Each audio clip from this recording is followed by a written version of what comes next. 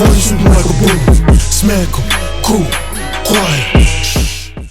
What's up, guys? Welcome to the episode of the NBA Recap. Yes, sir. Back to another video, back to another episode, and today we're gonna, since the trade deadline passed, and I probably won't be making a video about what I grade them, maybe not, but I'll probably make a video about it.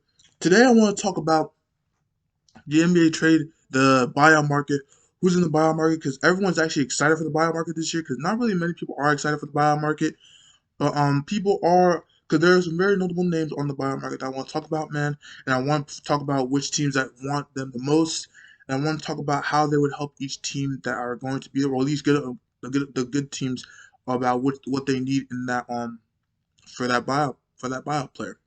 Uh, First of all, I'm rocking my Brooklyn Nets hoodie, man. My sister just got this for my birthday, so appreciate my sister for this. But yeah, rocking it, and I like it, I love it. I'm a Brooklyn fan, so it's what it is. But yeah, without further ado, let's get into these buyout players. Now, the first buyout player that's been officially bought out is LaMarcus Aldridge. Now, I got all this from Yahoo Sports, so I'll be looking at Yahoo Sports while I'll be looking at my phone while I talk about these players and how I think they'll fit for each team. But yeah, so LaMarcus Aldridge, he's getting interest from the Heat, Lakers, Clippers, and the Nets. Now, from what I'm understanding, that the Heat are the front runners to get him. I think that he would be a pretty good player to have. Obviously, he'd probably be coming off the bench because you're not putting Bam over him, and I think he'd be able to really space. He'd be able to space the floor for them. Coming off the bench, being with that bench unit, he'd be rolling with, I believe, Iguodala, Hero, who else? Maybe I don't know what exactly their bench unit is, but I think he'd be pretty good with their bench unit. Obviously they did give up Kelly Olynyk and Avery Bradley for Oladipo, which they got on the trade, so their bench unit is a little bit tough. Kelly Olynyk was starting sometimes, but yeah, I think this would be a good place for him to go. They can stretch the floor. You can give it to him on the block. He can make the mid. He can take the mid range. I can play. He's not the greatest defender anymore, but he's still a pretty decent defender. So I think he'd be good for that bench unit. And yeah, I think he's still, once again, I think he's still a really good offensive player. So I think he still be able to do things that most people aren't be able to do. He still can post up. He still give you those fadeaways, man. He's still a pretty nice player. It's that Spurs are just going in the younger direction, and leading it with DeMar DeRozan. So I think they're just trying to do that as well. They just got Marquise Chris, so they're adding another player to their young unit. So yeah, I think he will be a good place for them. As far as Lakers and Clippers go, I think they need, like I said, from the Heat, man, to stretch big. I don't know if he'd probably start. He'd probably start for the Lakers, and yeah, I think that'd be pretty good. That'd be pretty good. The next one we'll talk about is probably the biggest guy in the buyout market is Andre Drummond. Now, the teams that are interested in Andre Drummond are the Knicks, the Lakers, the Clippers, the Celtics, and the Hornets. Now, from what I'm seeing, the Lakers are the front runners to get him. I think he's be there for obvious reasons, man.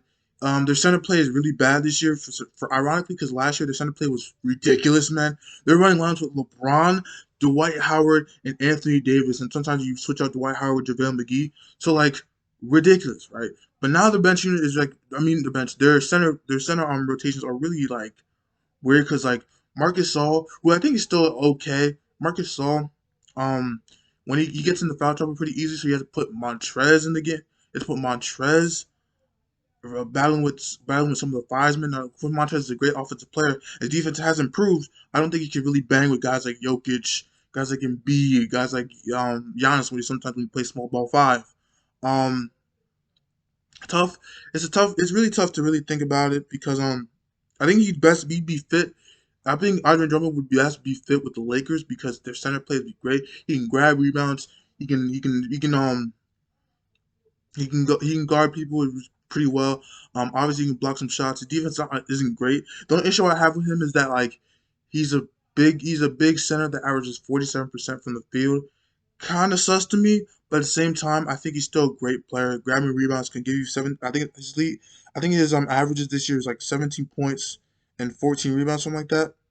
But yeah, The Cavaliers just bought him out, so like obviously he's now a free agent, so he should be making. Actually, the reports saying that he should be making a decision maybe today. Nobody knows, but at the same time, I think he'd be the best one. I think he'd be the best for the Lakers, man. Um, I kind of want to see him on the Nets, but apparently he pulled the Nets from his. He pulled the Nets from the deal. So crazy. It's crazy. Like I said, I like what Drummond would do for the Lakers, man. He can bang with the centers, man. They can finally have that. The Lakers can finally have that big lineup that they have with LeBron, Anthony Davis, and Drummond. I think he can, especially when LeBron and Anthony Davis are still injured. I think he can hold it down with Dennis Schroeder and Montrezl Harrell. So if he goes there in time, so I think yeah, this would be a pretty key matchup, pretty key acquisition for the Lakers, man. I think they're trying to desperately get him because the center play is not very good. So I think yeah, great place for him to go. The next thing I want to talk about is Otto Porter Jr. Now he recently got traded. Obviously, he recently got traded to the Magic. Obviously, they have not officially bought him out yet. I'm just saying there's this thing that like the Orlando Magic going is kind of like a young unit since getting Wendell Carter. They want to and they got those picks for Evan Fournier. They want to go through that young road down ahead with Markel Fultz, Jonathan Isaac, Wendell Carter, Mo Bamba, and it seems that they'll probably buy him out. So I'm gonna talk about him a little bit. The teams that are interested are the Bucks, the Celtics, the Lakers, the Clippers, and the Nets. So for him, a good wing player. He's kind of iffy when he shoots a little bit because like sometimes he'll have great nights, sometimes he'll have bad nights. He can play some defense. He's not terrible at defense, even though it's not great. He's still a pretty young player. I believe he's still 20. I believe he's 27, so he's still pretty young. He's not like an old fart, but at the same time, like he can still give you that scoring that you want. Play some defense. Obviously, with the Bulls, he was not very great. I know Bulls fans were like scrutinizing, criticizing, crucifying this guy for being for playing. But at the same time, I think he's still valuable to a team that really needs him, especially places like the Bucks, the Celtics. I don't know if they might use the Celtics because they already just got Evan Fournier. But the Lakers, man, the Lakers can use some wing play. I don't think the wing play is really that bad this year. It's just that like they're not consistent. The Clippers, they don't really need a wing player because they got Kawhi and Paul George. So what's the point of having a wing player? The Nets, man, they just got Blake Griffin. So I don't think they really need him per se, but at the same time, they do need to get their depth in, especially we don't know when Kevin Durant is going to come back. Um, Especially because like the injury, I think is just much worse than it actually was. So I think they're just gonna wait either that or trying to make him get 100% healthy. Obviously, you can get 100% healthy with James Harden on your team and Kyrie Irving on your team, even though he's out with the birth of his fiance is having a kid. So congrats to Kyrie Irving and his family. And yeah, I think it'd be pretty beneficial for him to go to the Bucks because I think their wing play needs a little bit of help. You got Chris Middleton, PJ Tucker they just acquired, but I think you need like one more coming off your bench just to just complete it. Help Giannis get those assists and also be able to go on the block and score. But yeah, you can also provide a little bit of defense. So yeah, I think Otto Porter be best going to the Bucks because that's what they really need most. That's what they really need the most. Now, the next thing I want to talk about is Hassan Whiteside. Now, Hassan Whiteside is another big that we don't know if he'll get bought out, but there's seemingly so because Sacramento Kings don't even use him. They're more into Rashad Holmes, Marvin Bagley when he gets back from his like 75th injury, and yeah, I think it'd be for Hassan Whiteside. The teams that are interested in him are the Lakers, Clippers, the Nets, and the Hornets. Now, for the two teams I'm looking at are probably will eventually get him, or either the Lakers and the Nets. Oh, and the Hornets. I don't really think the Clippers need a big, in my opinion. But I think it's to be the Lakers, the Nets, and the Hornets. Now for the Hornets, man, I think they're all the obviously LaMelo Ball went down, so that was pretty bad. But at the same time, I think it'd be best with the Charlotte Hornets because I think they're really honestly, in my opinion, Cody Zeller and Bismack Biyombo are okay, but they're not like Hassan Whiteside. Hassan Whiteside last year was leading the league in blocks. So, and I'm playing with the Portland Trailblazers team, their defense was garbage. So I think at the same time, if you put him on the Hornets, man, he's that big body that you can bang that can bang with the bigs in the East, man. Embiid, Giannis when he plays small ball five, Just the elite bigs in the game, man. Obviously, he's not the fastest player ever. But at the same time, he can get those blocks, man. You don't want to go up against him. He's a tough player. He sometimes acts a fool sometimes, but at the same time, he's still a good guy. Funny in the locker room. So I think he work best with the Hornets, man. For the Lakers, man, just to fill up their, I think it's really just to fill up their center play. They do need center play, like I explained with the Andre Drummond. For the Nets, man, also need center play because DeAndre Jordan is just not it. Nick Claxton, I believe, should start in DeAndre Jordan's favor because Nick Claxton is a little bit better than DeAndre Jordan, in my opinion. But at the same time, yeah, great. I think he'd be best with the Hornets, man, because I can't see him in a Hornets jersey. I think he'd be better there, especially with their little young unit that they have, and with Gordon Hayward running the show, Gordon and LaMelo Ball running the show, man. I think his services would be greatly over there. Now, the next player we want to talk about is Avery Bradley. Now, Avery Bradley just got traded to the Rockets, and I believe he's going. They don't. It's not 100% that he's been waived, but at the same time, we don't. I don't think they want. I think they're.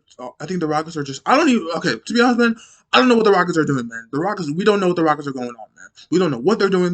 We don't know what they're doing. We don't know what is going on with them. But at the same time, they're just weird. They're just weird at the end of the day. They're just weird. But yeah, I think that he's gonna be waived. He's a 3-and-D guy, can play make every now and then. He's a guy that can score. The teams that are interested in are the Bucks, Nets, Clippers, 76ers, and Nuggets. I believe the Lakers are also been added. Obviously, Avery Bradley just played with the Lakers last year before he opted out of the bubble, but they still won a championship without him, so they didn't really need him. But at the same time, I think he would probably be best with the Lakers. I think he's not a wing, but he's a guard that can provide some 3-and-D defense. He can shoot the three, obviously, like I just said. He's a great guy. He's a great guy to be in the locker room. A little bit of leader. Kind of like can be a leader. Even though he looks like I didn't say a word. He can be a leader. Tough guy. Can is a really good on-ball defender. I think the reason why the Lakers were so successful last year was because of his defense. Man, they had such a defensive-minded coach in Frank Vogel. So I think he'd be best with the Lakers, in my opinion. But yeah, I think it'd be pretty beneficial for him to go to the Lakers, man. Get back or get your. I think he actually already has a ring with the Lakers, but like, get yourself another ring, man. Help up with that guard play because I think the guard play is alright. I mean, you got Dennis Schroeder, Kentavious Caldwell Pope, Taylor Horton Tucker, Wes Matthews, Alex Caruso. So their guard play needs a little bit of help. That's that veteran leadership that they need. And yeah, that would be my guess for him to go there. But yeah, that was just a few of the buyout people that are out. Man, obviously we don't know we don't know if anyone's officially out yet until we see. But at the same time, yeah, please let me know in the comments, man, what buyout people you want on your team. Please let me know if you agree with what I said, if you disagree with what I said, and yeah, tell your friends, share the video, like, comment, share, and subscribe. And as always, we out. Peace. Why do they get up and leave? Tell you they love you, then get up and leave. I show the loyalty.